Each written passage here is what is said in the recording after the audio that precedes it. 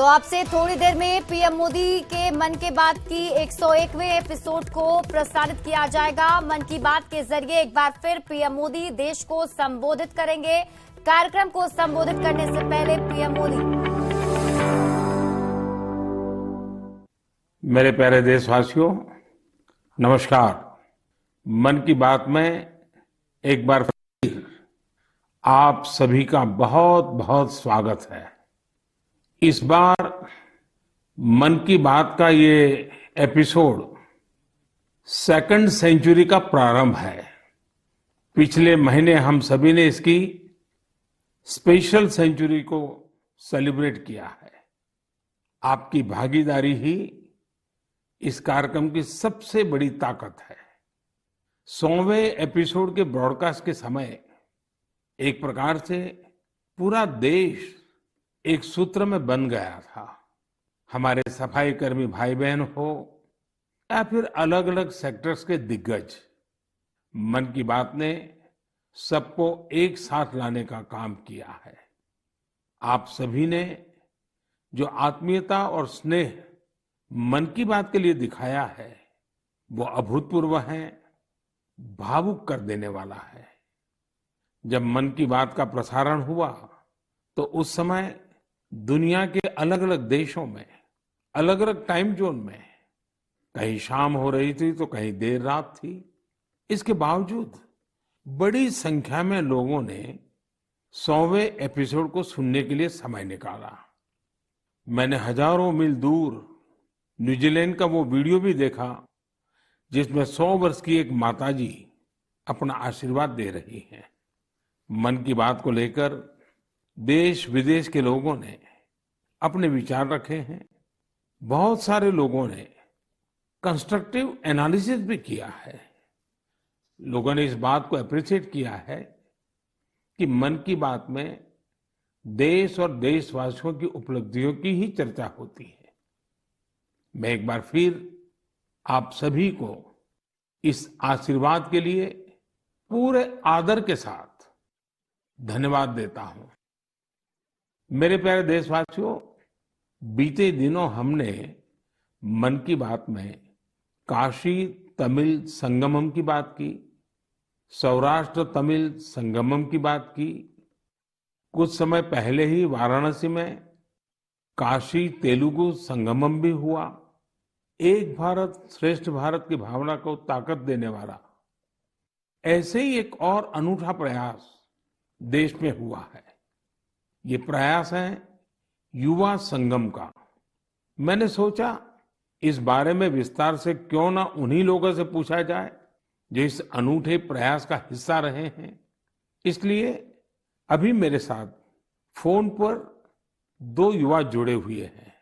एक है अरुणाचल प्रदेश के ग्यामर न्योकुम जी और दूसरी बेटी है बिहार की बिटिया विशाखा सिंह जी। आइए पहले हम ग्यामर न्योकुम जी से बात करते हैं। ग्यामर जी नमस्ते। नमस्ते मोदी जी। अच्छा ग्यामर जी, जरा सबसे पहले तो मैं आपके विषय में जानना चाहता हूँ। मोदी जी, सबसे पहले तो मैं आपका और भारत सरकार का बहुत ही ज्यादा आभार व्यक्त करता हूँ कि आपने बहुत कीमती टाइम निकाल के मुझसे बात करने का मुझे मौका दिया। मैं national institute of technology Arunachal Pradesh में फर्स्ट ईयर में मैकेनिकल इंजीनियरिंग में पढ़ रहा हूँ। और परिवार में क्या करते हैं पिताजी वगैरह? जी, मेरे पिताजी छोटे मोटे बिजनेस और उसके बाद कुछ फार्मिंग ये सब करते हैं। युवा संगम के लिए आपको पता कैसे चला? युवा संगम में गए कहाँ, कैसे गए, क्या हुआ? मोदी जी, मुझे युवा संगम का हमारे जो इंस्टीट्यूशन है, जो एनआईटी है, उन्होंने हमें बताया था कि आप इसमें भाग ले सकते हैं। तो मैंने फिर थोड़ा इंटरनेट में थोड़ा खोज किया। फिर मुझे पता चला कि ये एक बहुत ही अच्छा प्रोग्राम है जिसमें मुझे एक भारत श्रेष्ठ भारत ना जो विजन है उसमें भी बहुत ही योगदान दे सकते हैं और मुझे कुछ नया चीज जानने का मौका मिलेगा ना। तो तुरंत मैंने फिर उसमें वेबसाइट में जाके एनरोल किया। मेरा अनुभव बहुत ही मजेदार रहा, बहुत ही अच्छा था। कोई सिलेक्शन आपको करना था? मोदी जी जब वेबसाइट खोला था, अरुणाचल वालों के लिए 2 ऑप्शन था। पहला था आंध्र प्रदेश, जिसमें आईआईटी तिरुपति था, और दूसरा था सेंट्रल यूनिवर्सिटी राजस्थान। तो मैंने राजस्थान में किया था अपना फर्स्ट प्रेफरेंस। सेकंड प्रेफरेंस मैंने आईआईटी तिरुपति किया था। तो मुझे राजस्थान के लिए सेलेक्ट हुआ था, तो मैं राजस्थान गया था। कैसा रहा आपका राजस्थान यात्रा? आप पहली बार राजस्थान गए थे? हाँ, मैं पहली बार अरुणाचल से बाहर गया था। मैंने तो जो राजस्थान की किले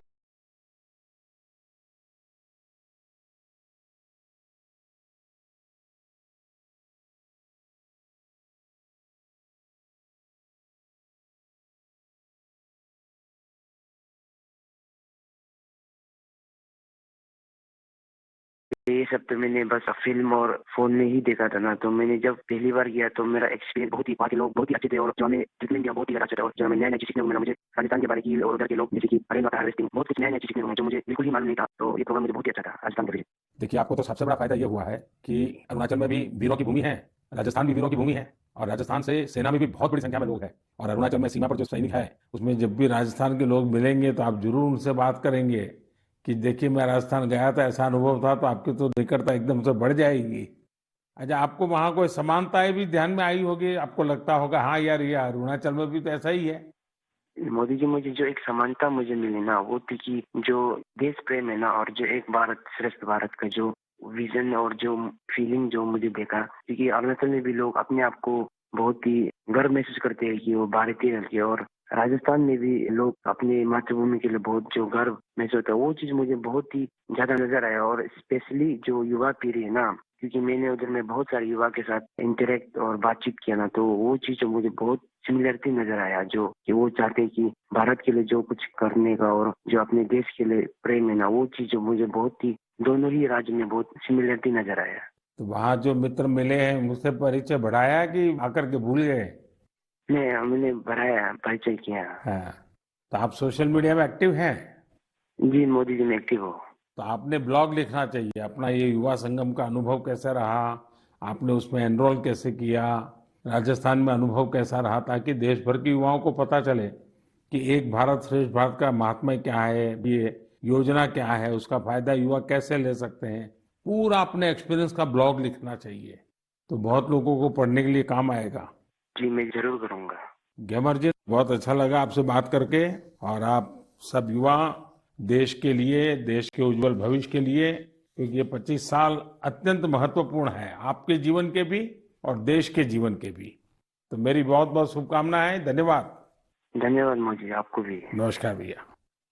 साथियों, अरुणाचल के लोग इतनी आत्मीयता से भरे होते हैं कि उनसे बात करते हुए मुझे बहुत आनंद आता है। युवा संगम में ग्यामर जी का अनुभव तो बेहतरीन रहा। आइए अब बिहार की बेटी विशाखा सिंह जी से बात करते हैं। विशाखा जी, नमस्कार। सर्वप्रथम तो भारत के माननीय प्रधानमंत्री जी को मेरा प्रणाम, और मेरे साथ सभी डेलीगेट्स की तरफ से आपको बहुत बहुत प्रणाम। अच्छा विशाखा जी, पहले अपने बारे में बताइए, फिर मुझे युवा संगम के विषय में भी जानना है।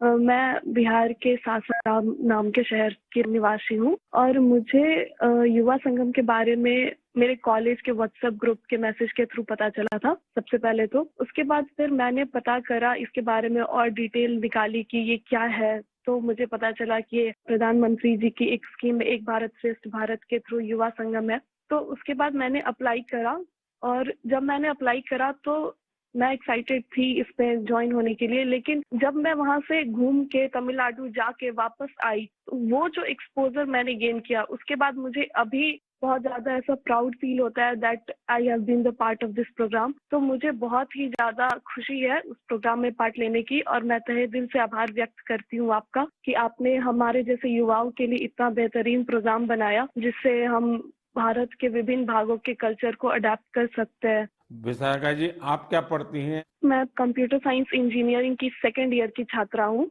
अच्छा विशाखा जी, आपने किस राज्य में जाना है, कहाँ जुड़ना है, वो निर्णय कैसे किया? जब मैंने ये युवा संगम के बारे में सर्च करना शुरू किया गूगल पे, तभी मुझे पता चल गया था कि बिहार के डेलीगेट्स को तमिलनाडु के डेलीगेट्स के साथ एक्सचेंज किया जा रहा है। तमिलनाडु काफी रिच कल्चरल स्टेट है हमारे कंट्री का। तो उस टाइम भी मैंने जब ये जाना, ये देखा कि बिहार वालों को तमिलनाडु भेजा जा रहा है, तो इसने भी मुझे बहुत ज्यादा मदद किया ये डिसीजन लेने में कि मुझे फॉर्म फिल करना चाहिए, वहाँ जाना चाहिए या नहीं। और मैं सच में आज बहुत ज्यादा गौरवान्वित महसूस करती हूँ कि मैंने इसमें पार्ट लिया और मुझे बहुत खुशी है। आपका पहली बार जाना हुआ तमिलनाडु? जी, मैं पहली बार गई थी। अच्छा, कोई खास यादगार चीज अगर आप कहना चाहें तो क्या कहेंगे? देश के युवा सुन रहे हैं आपको। जी, पूरा जर्नी माने तो मेरे लिए बहुत ही ज्यादा बेहतरीन रहा है। एक-एक पड़ाव पे हमने बहुत सारी अच्छी चीजें सीखी हैं। मैंने तमिलनाडु में जाके अच्छे दोस्त बनाए हैं, वहाँ के कल्चर को अडैप्ट किया है, वहाँ के लोगों से मिली मैं। लेकिन सबसे ज्यादा अच्छी चीज जो मुझे लगी वहाँ पे, वो पहली चीज तो ये कि किसी को भी मौका नहीं मिलता है इसरो में जाने का, और हम डेलीगेट्स थे तो हमें ये मौका मिला था कि हम इसरो में जाएं। प्लस दूसरी बात सबसे अच्छी थी वो थी जब हम राजभवन में गए और हम तमिलनाडु के राज्यपाल जी से मिले। तो वो 2 मोमेंट जो था वो मेरे लिए काफी सही था। मुझे ऐसा लगता है कि जिस एज में हम हैं एज अ यूथ, हमें वो मौका नहीं मिल पाता जो कि युवा संगम के थ्रू मिला है। तो ये काफी सही और सबसे यादगार मोमेंट था मेरे लिए। बिहार में तो खाने का तरीका अलग है, तमिलनाडु में खाने का तरीका अलग है, जी, तो वो सेट हो गया था पूरी तरह? वहाँ जब हम लोग गए थे तो साउथ इंडियन क्विजीन है वहाँ पे तमिलनाडु में। तो जैसे ही हम लोग गए थे तो वहाँ जाते के साथ हमें डोसा, इडली, सांभर, उत्तपम, वड़ा, उपमा ये सब सर्व किया गया था। तो पहले जब हमने ट्राई करा तो दैट वाज टू गुड। वहाँ का खाना जो है वो बहुत ही हेल्दी है एक्चुअली, बहुत ही ज्यादा टेस्ट में भी बेहतरीन है और हमारे नॉर्थ के खाने से बहुत ही